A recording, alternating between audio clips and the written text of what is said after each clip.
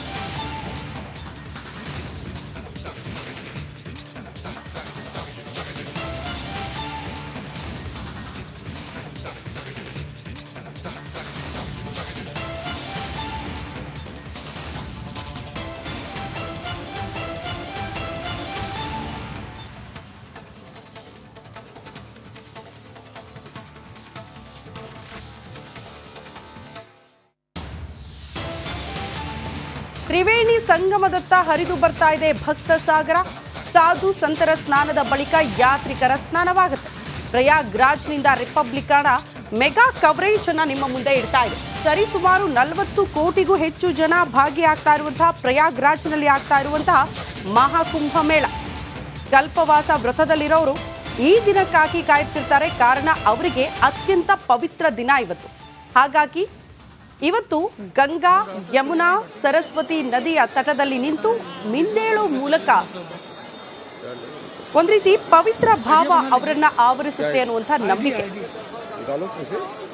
ಪಾಪ ಕರ್ಮಗಳೆಲ್ಲ ತೊಳೆದು ಹೋಗುತ್ತೆ ಈ ದಿನಕ್ಕೆ ನಾವು ಗಂಗಾ ತಟದಲ್ಲಿ ಅಥವಾ ಗಂಗಾ ನದಿಯಲ್ಲಿ ಮಿಂದೇಳೋ ಮೂಲಕ ಅಂತ ದೃಶ್ಯ ನೋಡ್ತಾ ಇದ್ದೀರಿ ನೀವು. ನಿನ್ನೆಯಿಂದಲೂ ಕೂಡ ರಿಪಬ್ಲಿಕನ ಪ್ರಯಾಗ್ರಾಜ್ನಲ್ಲಿ ಕುಂಭದ ಸಂಭ್ರಮ ಜೊತೆಗೆ ಅಲ್ಲಿನ ಜನರ ಸಂಭ್ರಮ ಯಾವ ರೀತಿ ಇದೆ ಅನ್ನೋದನ್ನ ಆ ದೃಶ್ಯಗಳನ್ನ ನಿಮ್ಮ ಮುಂದೆ ಇಡ್ತಾ ಇದ್ದೀವಿ. ಎಷ್ಟು ದೊಡ್ಡ ಸಂಭ್ರಮ.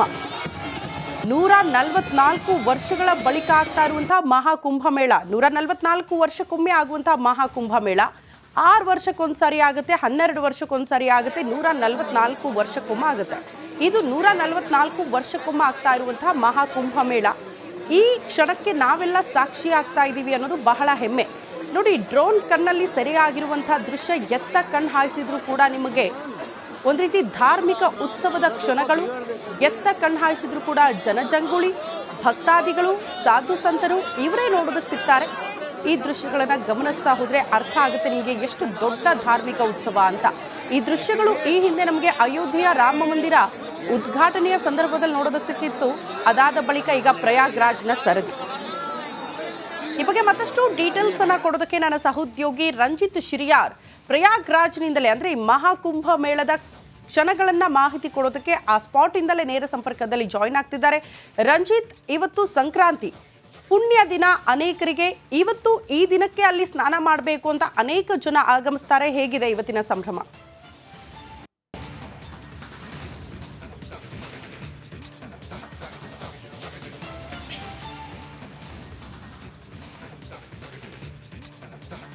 ಖಂಡಿತವಾಗ್ಲೂ ಕೂಡ ಶ್ರುತಿ, ಮಕರ ಸಂಕ್ರಾಂತಿ ಹಬ್ಬದ ಹಾರ್ದಿಕ ಶುಭಾಶಯಗಳು ನಿಮಗೆ. ನೋಡಿ, ಪ್ರಯಾಗ್ರಾಜ್ನಲ್ಲಿ ಮಕರ ಸಂಕ್ರಾಂತಿಯ ಈ ಶಾಹಿ ಸ್ಥಾನದ ಮೊದಲ ದಿನ. ನಿನ್ನೆ ಮಹಾಕುಂಭಮೇಳ ಆರಂಭ ಆದರೂ ಕೂಡ ಇವತ್ತು ಶಾಹಿ ಸ್ನಾನದೊಂದಿಗೆ ಪುಣ್ಯದ ಸ್ನಾನ, ಶಾಹಿ ಸ್ನಾನ. ನೀವಾಗಲೇ ಹೇಳ್ತಾ ಇದ್ರಿ, ಕಲ್ಪವಾಸ ವ್ರತವನ್ನು ಮಾಡಿ ಬರುವಂತಹ ಯಾತ್ರಿಕರು, ಜನರೇನಿದ್ದಾರೆ ಅವರು ಟೆಂಟ್ಗಳಲ್ಲಿ ಇರ್ತಾರೆ. ಲೌಕಿಕ ಜೀವನಗಳೆಲ್ಲದರಿಂದಲೂ ಕೂಡ ವಿಮುಕ್ತರಾಗಿ ಅವರು ಈ ಕಲ್ಪವಾಸ ವ್ರತವನ್ನು ಮಾಡ್ತಾರೆ. ಪುಣ್ಯವಾದಂಥ ಪುಷ್ಯ ಹುಣ್ಣಿಮೆಯಿಂದ ಆರಂಭವಾಗಿ ಅವರ ಕಲ್ಪವ್ರತ ಮಾಘ ಪೌರ್ಣಿಮೆಯವರೆಗೂ ಕೂಡ ನಡೆಯುತ್ತೆ. ಸೂರ್ಯೋದಯಕ್ಕಿಂತ ಮುಂಚೆ ಬಂದು ಸ್ನಾನ ಮಾಡ್ತಾರೆ. ಆನಂತರ ಸಾಧು ಸಂತರು, ಹಾಗೆ ಸನ್ಯಾಸಿಗಳು, ಮಹರ್ಷಿಗಳು, ತಪಸ್ವಿಗಳು ಅವರೆಲ್ಲರಿಂದ ಅವ್ರ ಜೊತೆಗೆ ಅವರು ಇರ್ತಾರೆ. ನೋಡಿ, ಇವತ್ತು ಅವರಿಗೆ ಬಹಳ ಪಾವಿತ್ರ್ಯವಾದಂಥ ದಿನ. ಯಾಕಂತ ಹೇಳಿದರೆ ಈ ಸಂಗಮದ ಇದು ಯಮುನಾ ನದಿ. ಯಮುನಾ, ಗಂಗಾ ಮತ್ತು ಅಂತರ್ಗಾಮಿಯಾಗಿ ಸರಸ್ವತಿ ನದಿ ಸಂಧಿಸುವಂಥ ಸಂಗಮದ ಜಾಗ. ಪವಿತ್ರವಾದ ಸ್ನಾನ ಮಾಡಿದ್ರೆ ಅವರ ಪಾಪ ಕರ್ಮಗಳೆಲ್ಲವೂ ಕೂಡ ಮುಕ್ತಿಯಾಗುತ್ತೆ ಅಥವಾ ಕರ್ಮಗಳು ತೊಳೆಯುತ್ತೆ ಅನ್ನುವ ಒಂದು ವಿಚಾರ ಇದೆ. ಹೀಗಾಗಿ ಬೆಳಿಗ್ಗೆ 3 ಗಂಟೆ ಸುಮಾರಿಗೆ ಸಾಧು ಸಂತರು ನಾಗಸಾಧುಗಳ ಆದಿಯಾಗಿ ಸಾಧು ಸಂತರ ಸ್ನಾನ ಇದೇ ಸಂಗಮದಲ್ಲಿ ಆಗಿದೆ. ಈಗ ಜನಸಾಮಾನ್ಯರು ಅಂದರೆ ಯಾರ್ಯಾರು ಯಾತ್ರಿಕರು, ಯಾರ್ಯಾರು ವ್ರತದಲ್ಲಿದ್ದಾರೆ, ಯಾರ್ಯಾರು ಬೇರೆ ಬೇರೆ ಕಡೆಗಳಿಂದ ಬಂದಿದ್ದಾರೆ, ಅವರ ಸ್ನಾನಕ್ಕೆ ಈ ಸಂಗಮ ಈಗ ತೆರೆದುಕೊಳ್ತಾ ಇದೆ. ದೀಪಗಳನ್ನು ಹಚ್ಚಿದ್ದಾರೆ. ಈ ಯಮುನಾ ತಾಯಿಗೆ ಅಥವಾ ಸಂಗಮದ ಪುಣ್ಯ ನೀರಿಗೆ ದೀಪವನ್ನು ಹಚ್ಚಿ ಹೂವನ್ನು ಹಾಕಿ ಆ ಮೂಲಕ ದೋಣಿಯಲ್ಲಿ ಪೂಜೆಯನ್ನು ಮಾಡಿ ಪುಣ್ಯ ಪೂಜೆಯನ್ನು ಮಾಡಿ ಆ ನಂತರ ಇಲ್ಲಿ ಸ್ನಾನವನ್ನು ಮಾಡ್ತಾರೆ. ಈ ಸ್ನಾನಕ್ಕೆ ವಿಶೇಷವಾದಂಥ ಒಂದು ನಂಬಿಕೆಯ ಪ್ರಕಾರ ನಮ್ಮೆಲ್ಲ 7 ಜನ್ಮಗಳ ಪಾಪವು ಕೂಡ ಈ ಯಮುನಾ ಅಥವಾ ಸಂಗಮದಲ್ಲಿ, ಇದೀಗ ಯಮುನಾ ತಟ, ಇದೇ ರೀತಿ ಮಧ್ಯಕ್ಕೆ ಹೋದರೆ ಸಂಗಮಕ್ಕೆ ಹೋಗೋದಕ್ಕೆ ದೋಣಿ ವ್ಯವಸ್ಥೆಯನ್ನು ಕೂಡ ಮಾಡಲಾಗಿದೆ. ಸಂಗಮ ಮಧ್ಯದ ಸಂಗಮ ಏನಿದೆ ಅದಕ್ಕೆ ಹೋಗೋದಕ್ಕೆ ದೋಣಿ ವ್ಯವಸ್ಥೆಯನ್ನು ಕೂಡ ಮಾಡಿದ್ದಾರೆ. ಬೆಳಿಗ್ಗೆಯಿಂದಲೇ ಯಾತ್ರಿಕರು ಮಧ್ಯದ ಸಂಗಮಕ್ಕೆ ಹೋಗಿ ಸ್ನಾನ ಮಾಡೋದಕ್ಕೆ ಅವಕಾಶ ಇಲ್ಲ. ಯಾಕಂತ ಹೇಳಿದ್ರೆ ಆಳ ನದಿ, ಅದು ದಡದಲ್ಲೇ ಭಕ್ತರೆಲ್ಲರೂ ಕೂಡ ಸ್ನಾನವನ್ನು ಮಾಡಬೇಕು. ನೋಡಿ, ನೀವು ಗಮನಿಸ್ತಾ ಇದ್ದೀರಲ್ಲ, ಇವರೆಲ್ಲರೂ ಕೂಡ ಮಧ್ಯರಾತ್ರಿ 12 ಗಂಟೆಯಿಂದ ಬಹುಶಃ ನಡಿಲಿಕ್ಕೆ ಹೊರಟಿದ್ರು ಅನ್ಸುತ್ತೆ. ಇಷ್ಟೊತ್ತಿಗೆ ಇಲ್ಲಿ ತಲುಪಿ ಈಗ ಸ್ನಾನವನ್ನು ಮಾಡಿ ಎಲ್ಲ ಪರಿಕರಗಳನ್ನು ಮುಂದುವರಿಸಿ ಈಗ ಇಲ್ಲಿಂದ ಈ ಪುಣ್ಯವಾದಂಥ ತೀರ್ಥವನ್ನು, ನೀರನ್ನು ತೆಗೆದುಕೊಂಡು ಹೋಗ್ತಾರೆ. ಸ್ನಾನ ಮುಗಿಸಿ ಕುಳಿತುಕೊಂಡವರು, ಹೋಗುವವರು, ಮತ್ತೊಬ್ಬರು ಮಗದವರು, ಬರುವವರು ಸಾವಿರಾರು ಸಂಖ್ಯೆ ಅಲ್ಲ, ಇದು ಲಕ್ಷಾಂತರ ಸಂಖ್ಯೆ ಅಲ್ಲ, ಇದು ಕೋಟ್ಯಾಂತರ ಸಂಖ್ಯೆಯಲ್ಲಿ ಜನ ಆಗಮಿಸ್ತಾ ಇರೋದನ್ನು ನಾವು ಗಮನಿಸ್ತಾ ಇದ್ದೀವಿ.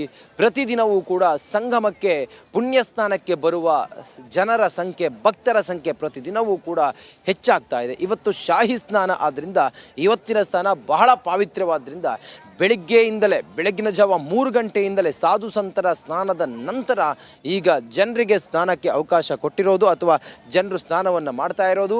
ಈ ಒಂದು ಮಹಾ ಕುಂಭಮೇಳದ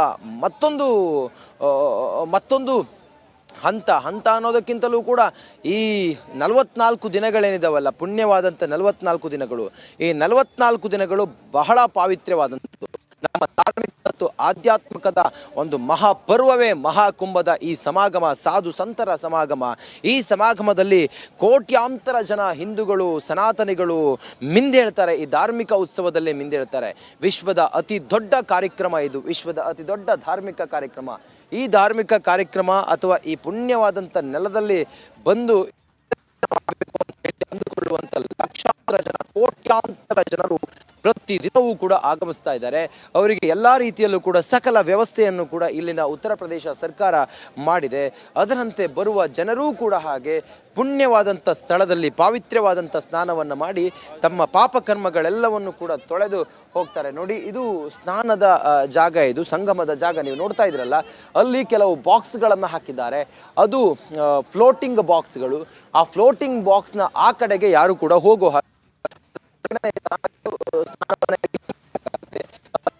ಓಕೆ ರಂಜಿತ್, ಧನ್ಯವಾದಗಳು ರಂಜಿತ್ ತಮ್ಮೆಲ್ಲ ಮಾಹಿತಿಗೆ. ಇದು ಪ್ರಯಾಗ್ರಾಜ್ನ ಮಹಾಕುಂಭಮೇಳದ ಸಂಭ್ರಮ.